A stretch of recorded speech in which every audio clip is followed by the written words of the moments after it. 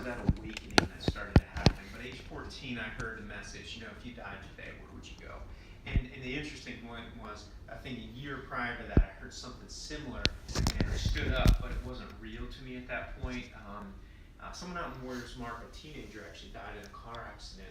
The preacher was talking about it, and at a youth event, and it sparked in me, but it wasn't really real yet. It was the next summer at creation that God got a hold of me, and so that was going into 9th grade year, and I dove in, and I was like, I'm going for this.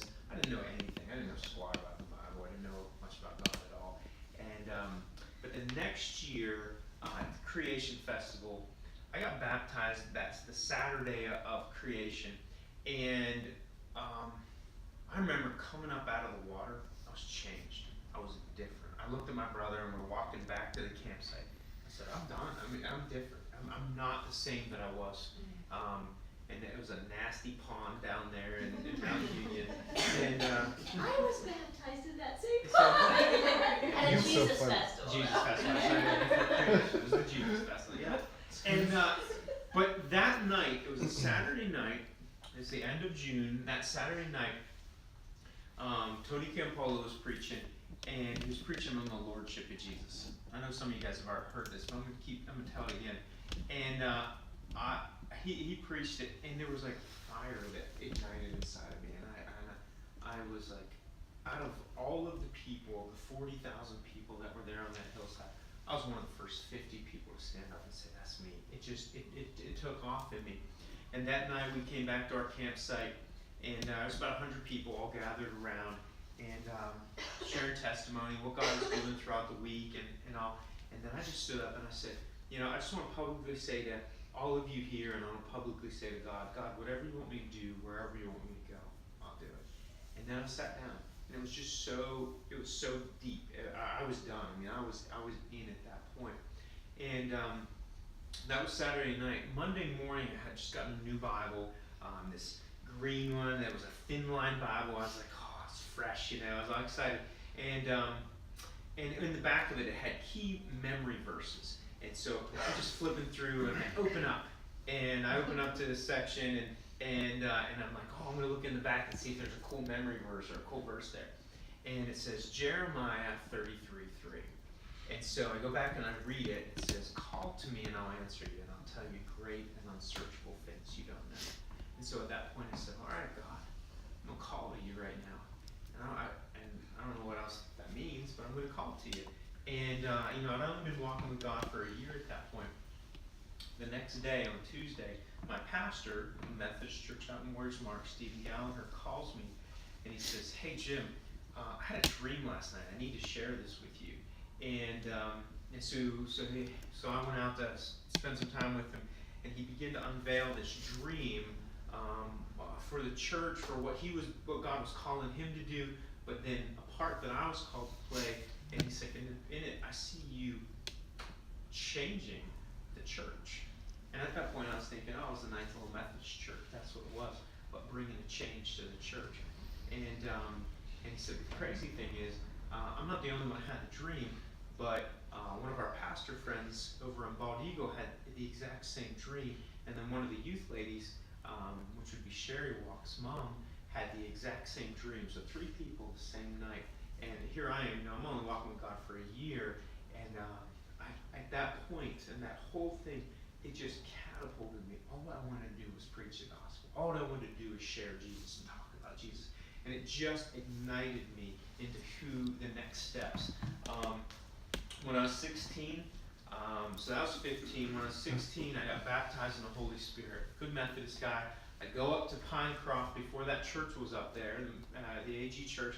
And they had a camp meeting. Went with my mom, and I didn't know anything about the Spirit, the gifts of the Spirit, or anything like that. And we're just worshiping, and I'm looking around at people that are all speaking gibberish and stuff at times, and then I'm just worshiping, and I felt the intensity of the heat of God fall on me.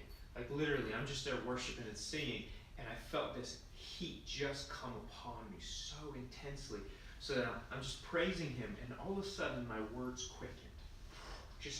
And all of a sudden other language came out of my mouth. I'm like, was that? So I stopped. But I went back and I just started praising God, and immediately my words just quickened again until something came out. And I didn't know what I was saying. And then a third time it happened, and after that I was like, whoa, okay, I'm done. I don't know what's going on. So on the way home, I asked my mom and the lady that I was with, Joe in Cambridge, I said, what were those people doing? What is that? And they said, that's the gift of tongues, and explained it a little bit. And I was like, okay. And I just kept quiet, but I told all of my friends. I said, guys, we gotta go to this. It is so awesome. And so there was 13 of us from our Methodist youth group. And then the next night, the guy, Kurt Kinney, was preaching, and he preached on the baptism of the Holy Spirit. He said, if you want to come up here and be baptized in the Holy Spirit. And so we all rushed up there, and we lined up, and he's like, and he's praying for us, and he's just go ahead, let go, let go, let go. And I just went, boom, it just came right out. And I was like, oh, that happened to me last night, you know? And then 12 of the 13 all got baptized in the Holy Spirit that night. And it was revolutionary to our youth group. The 13th one was my brother, and he was a little hard-headed. And it was the next day, while he was out mowing the grass, all of a sudden the Holy Spirit fell on him. And he started speaking in tongues while he was listening to like Petra praise or something. It was set off. It was awesome. But from that, it catapulted us as a group. You know, I was 11th grade at that point, I guess. Catapulted us, and then we started this group called Digging Deeper because we wanted to go deeper with God. And our pastor, I mean, he prayed in tongues, and I remember sitting in a group like this, actually smaller, it was like 12, 13 of us, and then him just, the prophetic word just flowing through him, and it was so intense, and I was like, wow. And it was just, I'm telling you this because you can see there's a progression of things going a little bit deeper, and a little bit deeper, and a little bit deeper. And then the next summer I go, and I'm a camp counselor at Camp Kansataki out in Warriors Mark. And this lady, we really hit it off, and she's like, hey Jim, there's going to be a prophet at our church next week. Would you want to come? I'm like, prophet? That's crazy. Yeah, let's do that, you know. And I'm thinking, you know, crazy looking prophet dude. And I show up to this church, and it's a guy in a t-shirt and jeans, and he was a basketball coach. And so it blew my paradigm of what I thought it might be. But he didn't prophesy over me that night. But what he was doing was he would preach, and then all of a sudden he'd look at somebody and he'd say, and the Lord would say to you, and boom, and he would go right through something. And the Lord would say to you, and he'd go back to preaching. And I was in awe with that. It's something just ignited in me. And then I went up and talked to him afterwards, and I said I was a basketball player, and so we connected, and he talked about that. And then the next night I came, and then he prophesied to me.